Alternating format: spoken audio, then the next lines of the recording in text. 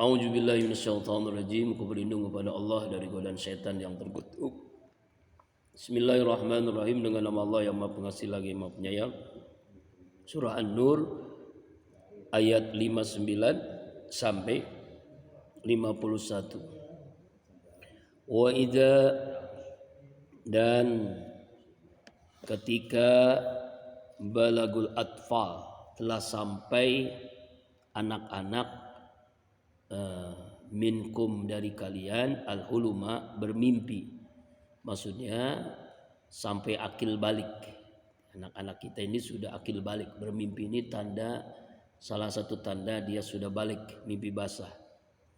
Falyasta'jinu, maka mintalah izin, kama sta'zana alladzina min qablihim, sebagaimana orang-orang dari sebelum mereka.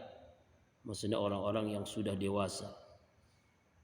Kadzalika, demikianlah, yubayyinullah, Allah menjelaskan, lakum, untuk kalian, ayati, ayat-ayatnya Allah. Wallahu, dan Allah alimun, maha mengetahui, hakim, lagi maha bijaksana. Jadi surah An-Nur ayat 59 ini melanjutkan ayat 58, yaitu tentang masalah minta izin kepada orang tua, ya, ketika orang tua itu ada di dalam rumah, ya, yang sudah punya anak, ya, jangan sampai mudah membuka aurat sembarangan walaupun anak kita sendiri, ya. Mari kita lihat ayat sebelumnya supaya paham ayat 59. Kita lihat kembali ayat 58. Ya kan? Ya ayyuhalladzina amanu, wahai orang yang beriman, liyasta'jinikumul ladzina malakat aymanukum walladzi lam yabul huluma minkum salasa marrat. Wahai orang-orang yang beriman, ya, hendaklah para hamba-hamba sahaya, arti hamba sahaya itu adalah budak, pembantu rumah tangga kita, baik laki-laki atau perempuan, dan orang-orang yang belum akil balik, artinya masih anak-anak, ya. Untuk apa? Untuk meminta izin salah samarat, 3 waktu. Ya, jadi Allah Subhanahu wa taala memerintahkan untuk meminta izin kepada orang tua baik itu pelayan, pembantu, atau budak zaman dulu, atau anak-anak yang belum akil balik, 3 waktu. Nah, 3 waktu itu kapan saja? Min qabli sholatil fajri, yaitu sebelum sholat subuh. Kenapa? Karena biasanya orang sebelum sholat subuh itu pakaiannya, ya, mungkin kelihatan auratnya dan sebagainya. Yang kedua, wahina tadusyabakum minaz zahirah, yaitu pada waktu siang hari. Karena biasanya orang siang hari itu buka pakaian, panas, ya kan? Itu yang kedua. Yang ketiga yaitu wa min ba'di sholatil isya, setelah sholat isya. Jadi jangan sembarangan kita 3 waktu itu ada pembantu rumah tangga di rumah kita atau anak kita yang masih kecil sekalipun, ya, untuk memintakan izin. Bisa jadi ketika itu orang-orang itu sedang buka aurat, ya, salah auratil lakum, 3 waktu itu adalah aurat, ya kan? Aurat, arti aurat itu artinya terbuka auratnya, bahkan waktu itu mungkin sedang hubungan suami istri, ada orang lain atau ada anak kita yang langsung masuk ke rumah kita tanpa izin. Ini namanya apa? Etika akhlak dalam rumah. Nah, kemudian ayat 59, wa ijabalakul atfalu minkum huluma, dan apabila anak kecil kita itu sudah balik, sudah mimpi basah, ya, tanda-tanda akil balik itu adalah mimpi basah. Mimpi basah itu adalah mimpi bagi seorang anak. Nah, dia sudah mencapai usia balik, biasanya umur 15 tahun. Kalau perempuan biasanya sudah sudah menstruasi, ya kan? Falyastazinu, maka mintalah izin.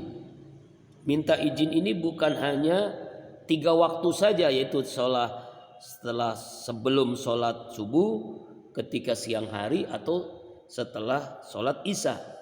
Ya, yang dimaksud falyastazinu, minta izin di semua waktu. Kapanpun minta izin dulu kalau sudah akil balik. Jangan sembarangan kita masuk kamar orang tua tanpa izin. Kamasta'zanul ladzina min qablihim, sebagaimana meminta izin orang-orang yang sebelum mereka, yaitu orang-orang yang dewasa, yang akil balik, minta izinnya ke semua waktu. Sama seperti orang yang sudah dewasa, begitu ya. Ya, kenapa? Karena biasanya orang 3 waktu tadi itu umumnya orang Arab waktu itu adalah sedang istirahat, sedang buka pakaian, bahkan bisa sedang hubungan suami istri. Makanya jangan sampai anak kita melihat, ya, atau pembantu rumah tangga kita kalau punya pembantu melihat. Nah, ini bagian daripada hukum yang Allah tetapkan, ya kan?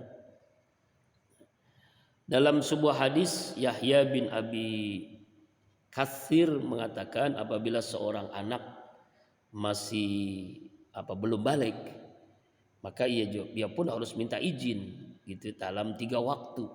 Tapi kalau sudah akil balik, setiap waktu minta izin kepada orang tuanya. Ya Pak, ya Ma gitu ya. Ya maaf nih, saya mau masuk kamar, gitu bilang dulu, ketok pintu dulu. Karena khawatir sedang tidak berpakaian, sedang auratnya terbuka, atau sedang hubungan suami istri. Jangan sampai anak kita melihat ya orang tuanya sedang hubungan suami istri, orang tuanya tidak berpakaian. Jangan sampai itu. Walaupun itu orang tua sendiri. Ini kenapa ini bisa sampai Allah jelaskan terperinci? Karena memang bisa jadi ada orang tua yang yang nauzubillah, kan sekarang kejadian yang aneh-aneh gitu ya, orang tua memperkosa anaknya sendiri. Bayangin tuh, hubungan suami istri antara anak dengan orang tua, bahkan sampai hamil, sampai punya anak. Astagfirullahalazim. Itu jadi binnya siapa itu? Ya Allah ya Rabbana. Ada kan yang begitu kan? Ya karena mungkin istrinya jadi TKW itu lama nggak pulang-pulang. Dia punya anaknya udah akil balik, udah dewasa, SMP SMA, digarap anaknya akhirnya. Kan sering gitu, banyak gitu kejadian kalau kita lihat di berita-berita kan ya acara-acara kriminal tuh. Nah itu hati-hati. Makanya kan sebenarnya itu nggak boleh ya seorang istri sampai kerja di luar negeri sedangkan dia punya suami. Itu banyak kejadian kan, banyak, bukan 1-2 kali itu ya, selingkuh, pelakor, ya kan, zina. Bahkan yang sangat miris adalah ya istrinya keluar negeri, ya suaminya ada di rumah, kemudian ya rumahnya bagus, udah lama kan ditinggal sampai 1 tahun, 2 tahun, 3 tahun, suaminya nikah lagi. Istrinya pulang ternyata dia sudah sama orang lain. Akhirnya mengamuk tuh, rumah yang udah dibangun, rumahnya sampai tingkat miliaran dibongkar, dihancurin sama dia. Allah Akbar, sampai begitu. Memang salah juga suami, kenapa mengizinkan istrinya sampai kerja luar negeri gitu kan? Itu nggak boleh, haram itu Pak, nggak boleh. Ya itulah, karena alasan ekonomi. Padahal mah kan bisa cari yang lain yang lebih halal, yang tidak membuat sampai ke sana begitu. Nah, jadi ayat ini adalah bagian daripada ketentuan Allah. Ya. Jadi anak yang sudah akil balik itu sama dengan orang yang dewasa. Masuk rumah, masuk kamar harus minta izin, apalagi orang lain. Anak sendiri pun minta izin masuk kamar orang tuanya, apalagi orang lain. Itu ya. Kadzalika yubayyinullahu lakum ayat. Demikianlah Allah menjelaskan ayat-ayat Allah, hukum-hukum Allah. Bayangkan ini sampai Allah menjelaskan di dalam Al-Qur'an, berarti sangat sangat prinsip gitu ya. Kalau Allah sudah menjelaskan hukum di dalam Al-Qur'an secara terperinci, sebab bisa jadi Kalau orang tidak mengikuti aturan ini, banyak kejadian yang aneh-aneh, ya kan, seperti tadi itu kan, perjinahan, kemaksiatan, sebagainya ya. Kenapa? Wallahu alimun hakim. Allah Maha mengetahui ya, dan lagi Maha bijaksana. Ya. Jadi diakhiri dengan kalimat Allah Maha mengetahui dan lagi Maha bijaksana. Ini Pak. Jadi sampai dijelaskan terperinci tentang hukum ya, seseorang suami istri punya anak jangan sampai melihat auratnya orang tuanya, apalagi sedang berhubungan. Nah, jangan sampai itu. Makanya di sini harus ada minta izin. Ya, walaupun rumah sendiri, kamar sendiri ya kan, tapi minta izin.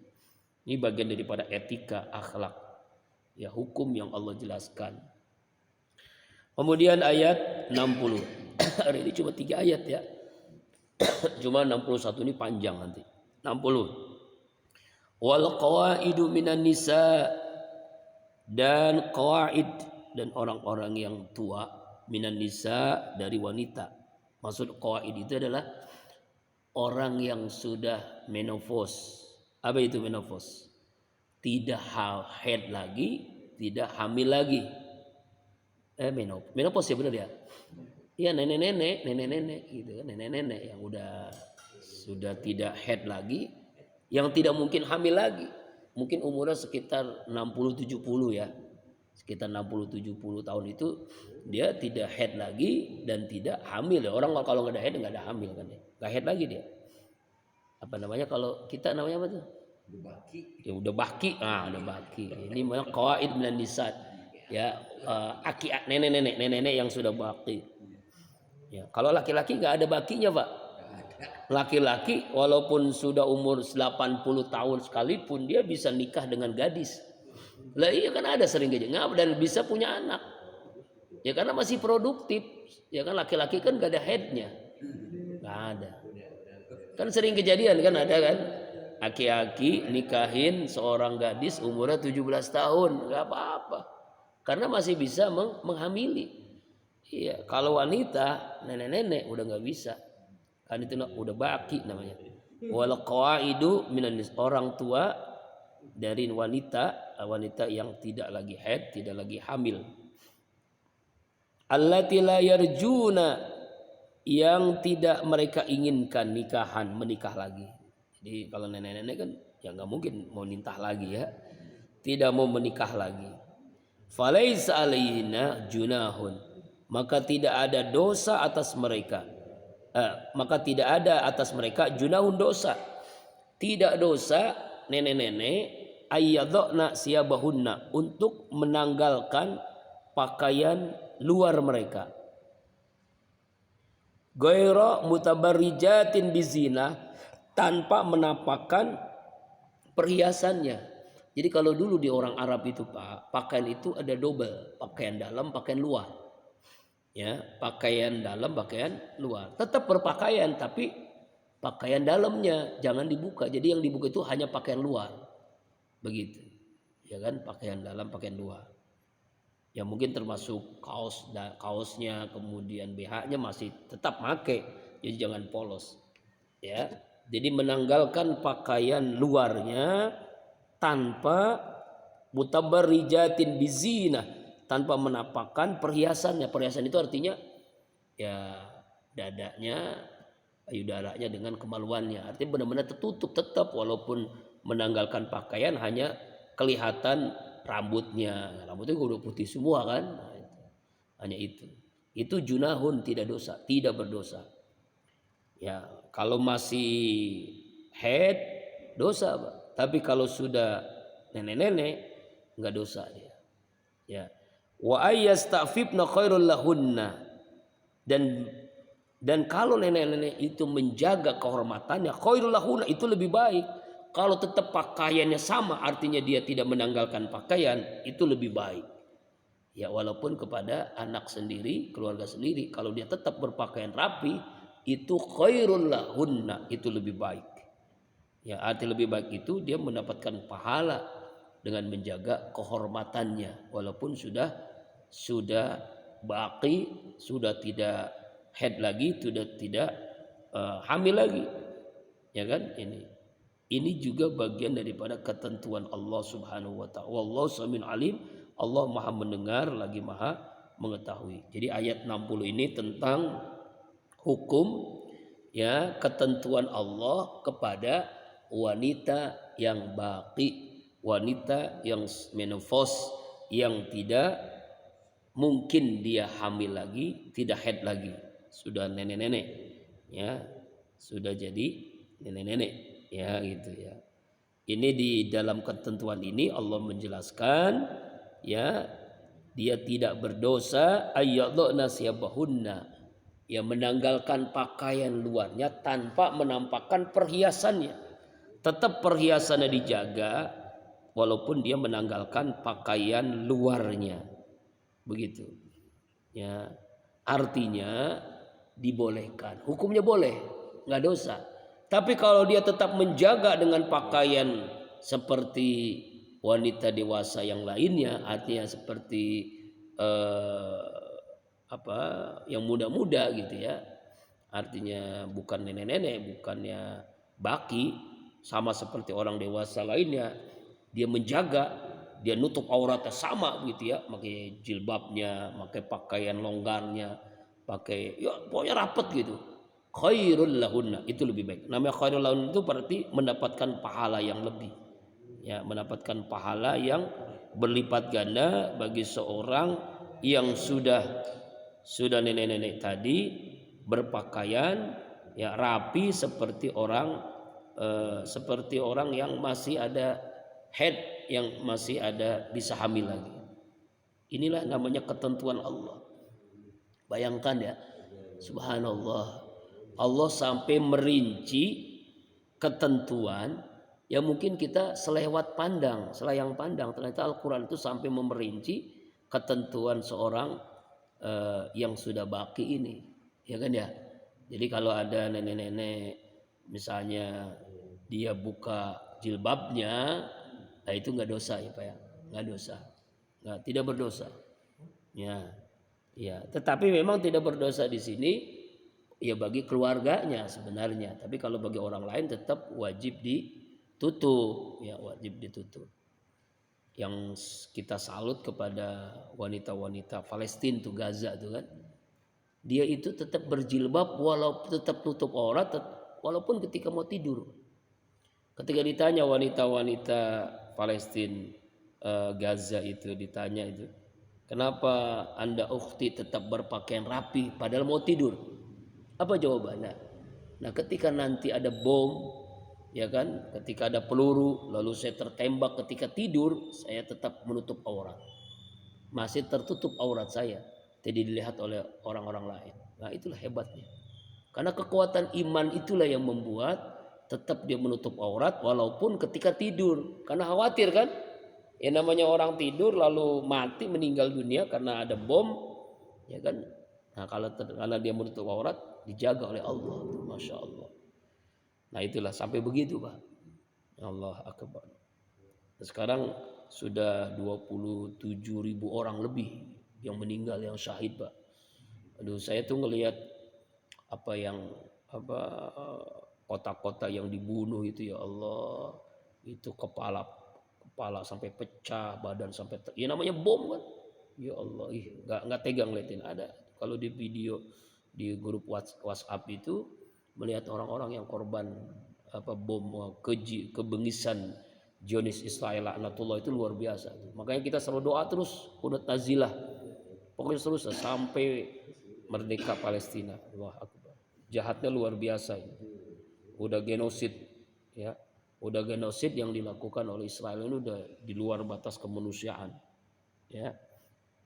Nah, asbabun nuzul, sekarang kita lihat sebab-sebab turunnya surah An-Nur ayat 58 sampai 60. Sama nih asbabun nuzulnya, 3 ayat ini 58, 59 sampai 60 ada asbabun nuzulnya. Menurut Su'di, ayat ini berkenaan turun dengan sekelompok sahabat Rasulullah yang lebih suka, lebih suka berhubungan suami istri itu pada 3 waktu. Jadi sahabat itu Rasulullah kalau hubungan suami istri itu 3 waktu lebih suka. Ya. Pertama sebelum sholat subuh. Kedua, tengah hari. Ya, tengah hari itu sekitar ya habis johor lah ya. Ya. Yang ketiga sesudah Isya. Kecuali bulan Ramadan ya. Ramadan nggak mungkin. Jadi sebelum sholat subuh, tengah hari dan sudah sholat Isya. Kemudian mereka mandi dan sholat. Nah ketika itu 3 waktu itu budak-budak hamba sahaya, anak-anak mereka itu dibebaskan masuk rumah, masuk kamar, sedangkan bapaknya ya sedang berhubungan. Maka turun ayat ini menjelaskan setelah perintah jangan.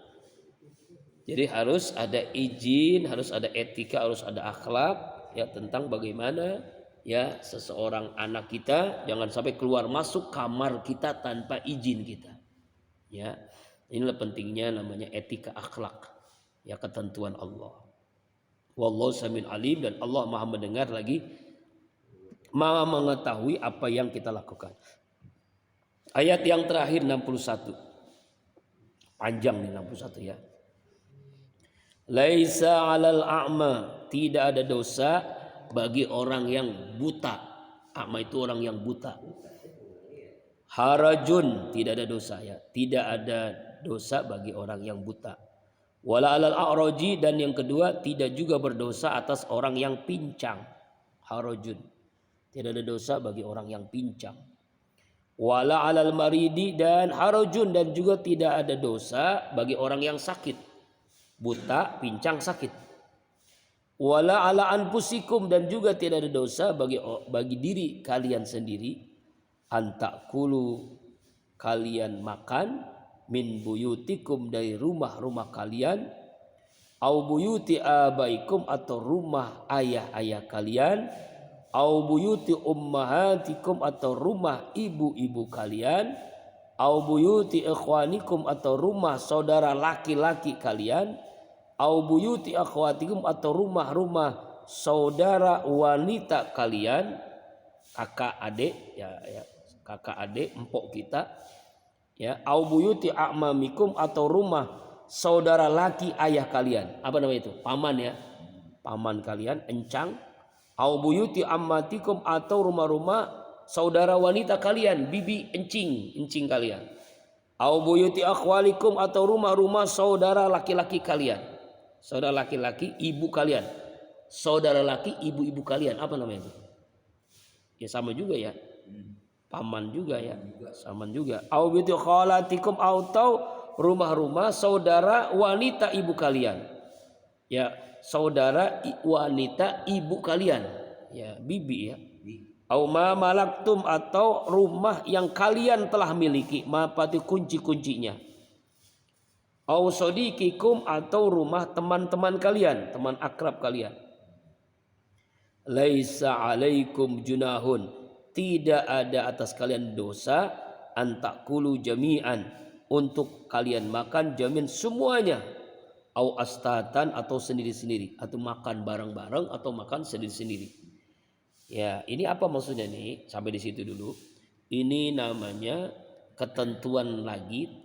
Allah Subhanahu wa taala memberikan ketentuan kepada orang yang buta, kepada orang yang pincang, kepada orang yang sakit. Ya ini harus diingat nih, bukan orang yang sehat ya. Buta, pincang, sakit. Ya, buta, pincang, sakit ketika dia mau makan di rumah siapa begitu ya. Ini juga sama dijelaskan di dalam ayat tentang jihad, yaitu ada orang-orang yang dibolehkan tidak ikut berjihad. Dan tidak ada dosa buat mereka. Kenapa? Karena mereka buta, mereka pincang, mereka sakit. Jadi ada dispensasi, rukhsah, tidak berdosa bagi 3 orang ini tidak ikut berjihad. Ya. Kenapa? Karena dia buta, karena dia pincang, karena dia sakit. Sebagaimana Allah jelaskan dalam surah At-Taubah ayat 9192. Laisa 'alal du'afa walal marda wala 'alal ladzina la yajiduna ma yunfikuna harajun idza nasallahu wa rasulih fa 'alal muslimin fi sabilillah wallahu ghafurur rahim. Tidak dosa orang-orang yang lemah, orang yang sakit, orang-orang yang tidak memperoleh apa yang akan mereka nafkahkan dan mereka ikhlas kepada Allah. Ya, tidak ada sedikit pun jalan untuk menyalahkan orang-orang yang berbuat baik. Tidak ada dosa orang-orang yang tidak mereka memberikan kendaraan gitu dan sebagainya. Artinya adalah jadi ketiga orang ini, orang yang buta, orang yang pincang, orang yang sakit, ini dulu Pak di zaman jahiliyah itu mereka itu orang-orang yang minder, orang-orang yang tidak ada ininya lah, orang yang tidak normal, karena orang jahiliyah menganggap orang buta, orang sakit, orang pincang itu orang kotor, orang rendah, begitu orang-orang jahiliyah dulu tuh. Maka mereka kalau makan itu nggak bisa kemana-mana, mereka harus di rumah, di kamar, karena dia kotor, karena itu rendah, nggak ada harganya. Nah di ayat ini dia boleh makan dimanapun, nggak harus di rumah sendiri, ya kan? Nah ini, anta wa maluka li abika, engkau hartamu adalah milik ayahmu. Nah ini ya, maksudnya. Nah jadi ayat ini menjelaskan bagaimana tiga orang tadi, orang buta, orang pincang, orang yang sakit, tidak ada dosa. Dan juga pada diri kalian sendiri. Apa? Untuk apa? Antakulu min buyutikum, makan di rumah kalian. Jadi kalau dulu zaman dia nggak boleh Pak. Orang-orang tiga tadi ini dianggap rendah, hina, maka mereka tuh nggak boleh makan di rumah, makannya diusir lah, gitu.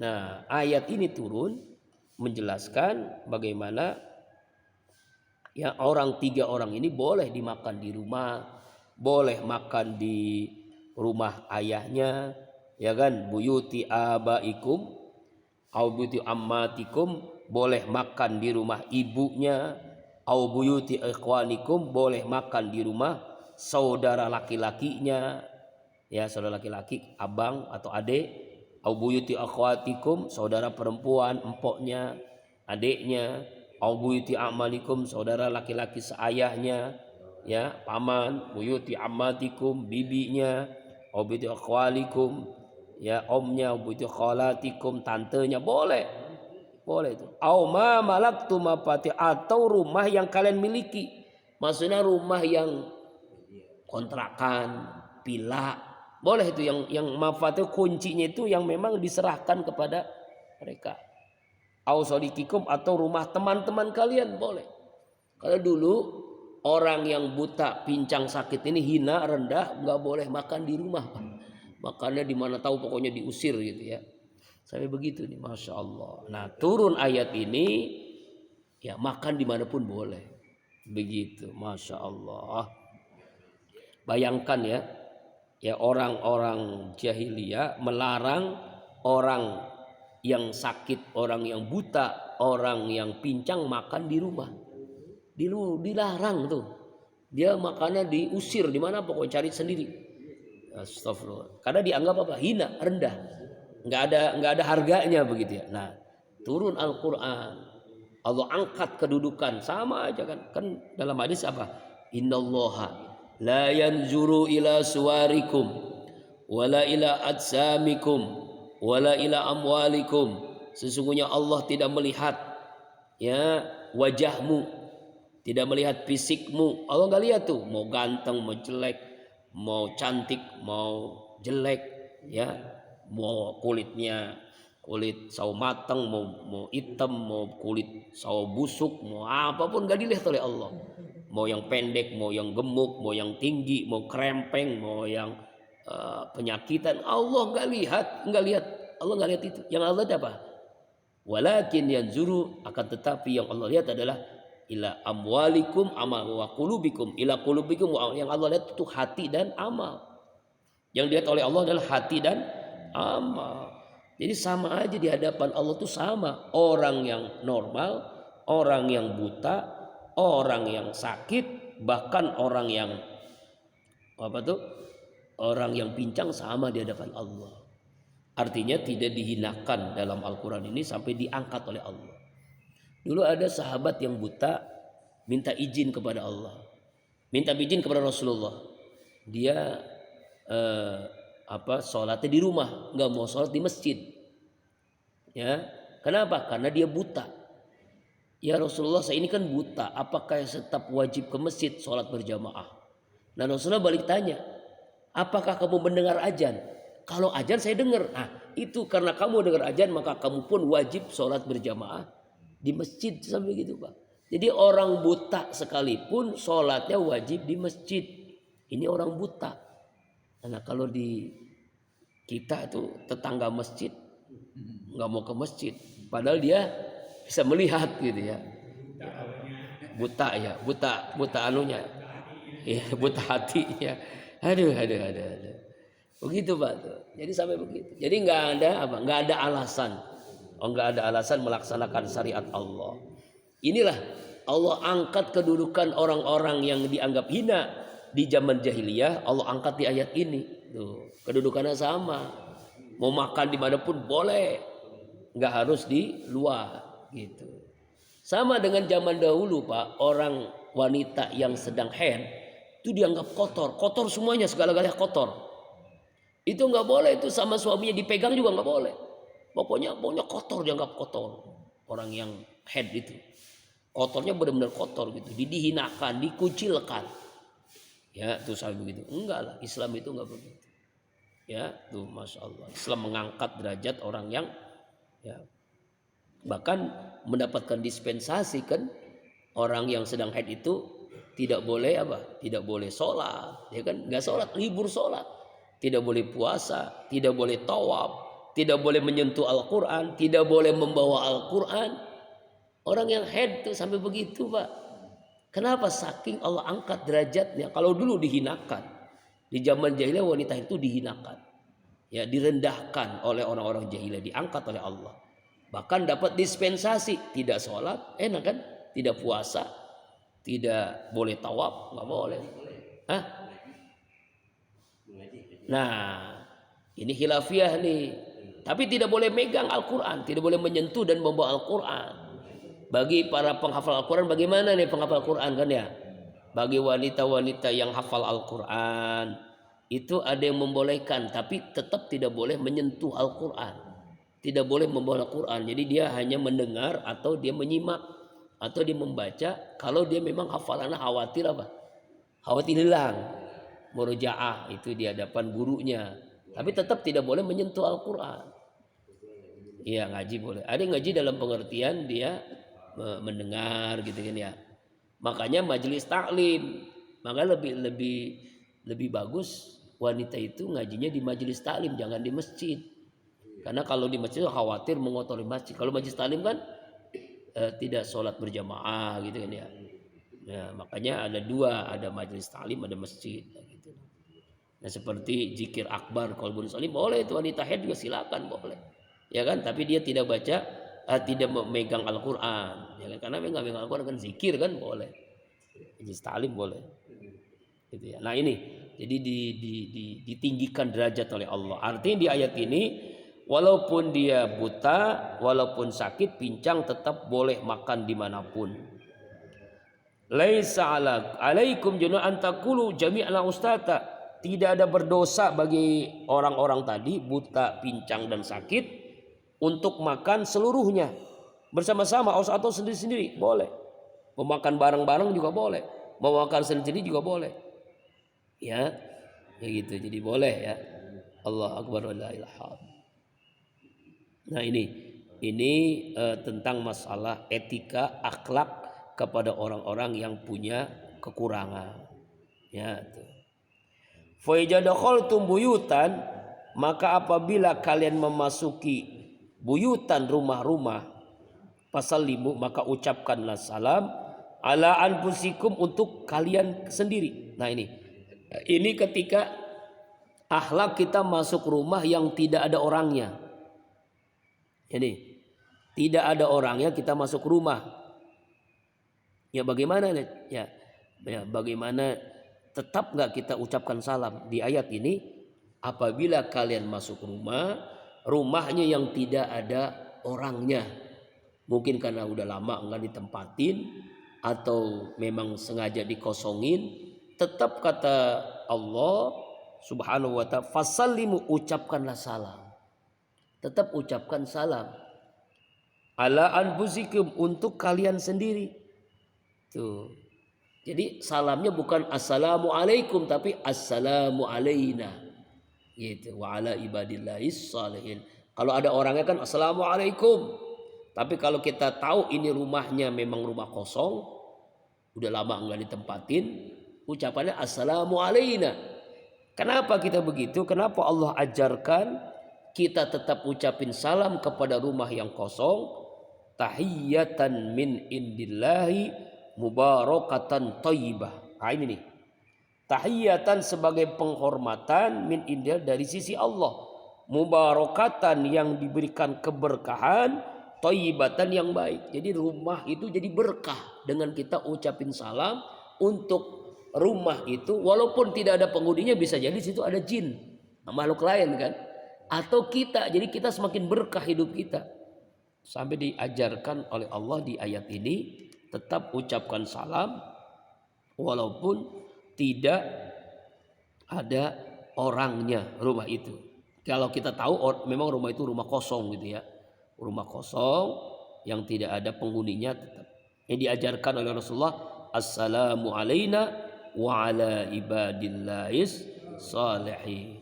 Atau misalnya kita mudik nih, rumahnya udah lama nggak ditinggal kan, karena mudik ya kan, mudiknya sampai sebulan, kita mau masuk ke rumah kita kan nggak ada orangnya tuh, ucapannya jangan assalamualaikum tapi apa, assalamu alaina wa ala ibadillahis salihin. Semoga keselamatan, kesejahteraan, kedamaian untuk kami dan untuk hamba-hamba Allah yang soleh. Hamba Allah soleh siapa? Bisa jadi semua penghuni itu, yaitu jin yang tinggal di rumah kita yang memang kosong, dengan ucapan salam kita dia menjawab. Ya, tapi kita nggak dengar. Kalau kita dengar abur, abur. Itu ada gondorwo ya, ada apa namanya, ada sundel bolong. Iya. Assalamualaikum warahmatullahi wabarakatuh. Waalaikumsalam. Halo. Abur gitu ya Allah. Masya Allah. Ini sampai diajarkan begitu Pak ya. Allah. Sama dengan kita, kuburan aja kita ucapin salam kan. Kita masuk ke apa, misal lewat. Ini amalan almarhum Ustaz Arifin. Almarhum Ustaz Arifin nih. Kita nih berangkat dakwah, lalu melewati kuburan makam, banyak makam tuh. Dia selalu ucapin salam Pak. Iya. Setiap dia melewati kuburan siapapun, yang muslim terutama, ucapin salam. Assalamualaikum ya ahlad diyar. Assalamualaikum ya insyaallah na'alaikum. Allahumma gfir lahum warhamhum wa'afi wa'fanhum. Al-Fatihah. Itu gitu Pak tuh. Itu akhlak namanya. Nanti ada riwayat orang yang sering ucapin salam kepada kuburan, baik kuburan yang kita kenal ataupun yang kita tidak kenal. Kita nggak kenal nih, pokoknya makam aja. Lagi naik motor, lagi naik mobil kita lewat, misalnya di mana gitu, lagi keluar kota, lagi ziarah, lagi kemana, kita ngelewati kuburan kan sering kan, ucapin salam Pak. Tetap ucapin salam, walaupun bukan kuburan yang kita kenal, tapi kuburan muslim ya, jangan yang salib ya. Ya, kita tahu ini kuburan muslim, ucapin salam. Itu nanti tuh orang-orang di kubur itu kenal kita tuh. Wah, ada anak muda tuh, ada yang mengucapin salam. Kenal, senangnya luar biasa itu. Lagi kita baca Al-Fatihah. Kulum ajmain Al-Fatihah begitu aja. Itu sunnah itu. Nah, jadi masuk rumah ucapannya adalah yang rumah kosong, Allah assalamu alaina wa ala ibadah. Apa? Allah berikan keberkahan. Keberkahan untuk kita, berkah untuk penghuni rumah, dan berkah rumah kita. Begitu. Kadzalika yubayyinullah. Demikianlah Allah menjelaskan lakum kepada kalian ayatihi, ayat Allah, ayat-ayatnya, ayat-ayat Allah, hukum-hukum ketentuan Allah, la'allakum taqilun, agar kalian menjadi orang yang cerdas, paham, mengerti. Oh begini ya. Inilah akhlak. Jadi kesimpulan dari ayat 61 ini, orang buta, orang pincang, orang sakit tetap boleh makan di rumah manapun, baik bersama-sama atau sendiri, ya. Kemudian kalau masuk rumahnya kosong, tetap ucapin salam, ya, ucapin salam, karena kita akan mendapatkan keberkahan buat diri kita, rezeki kita, rumah tangga kita. Wallahu a'lam bishawab. Insyaallah minggu depan ayat yang ke-62. Nah, ya. 2 surah ya. 62 dengan surah Al-Furqan, walaupun 2 ayat Al-Furqan ya. Ya, jamaah rahimakumullah, hari Ahad jangan lupa